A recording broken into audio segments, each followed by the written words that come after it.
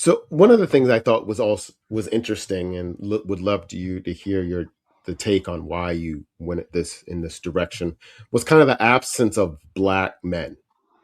Hmm. The way the story was unfolded, it was really centered around, Mama Blue, and then the I guess the daughters, but Yeah, the her dad, but also black men were kind of absent from the yeah, story.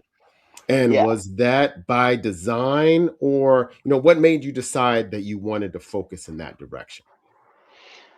Um, I think part of it was about the black, the black woman and the black indigenous woman, this girl. I wanted us to see this struggle and this history through the eyes of its most vulnerable person, right? Okay. And in that case, the femininity of this young girl, like she can't fight, she can't, but also she doesn't have men to protect her, right? Mm, That's part of it. Like if her dad was around, he might be able to protect her or shield her from some of the things that comes at her.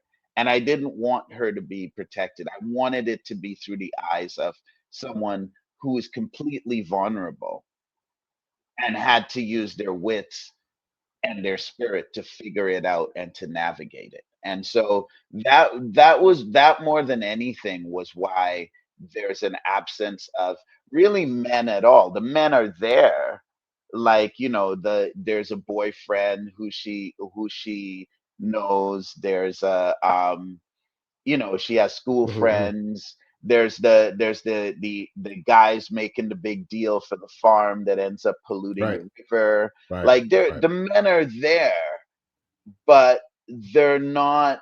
They're either not sources of protection, and sometimes they're sources of harm. And so I wanted to portray a world where this person was completely vulnerable and had to figure it out on their own.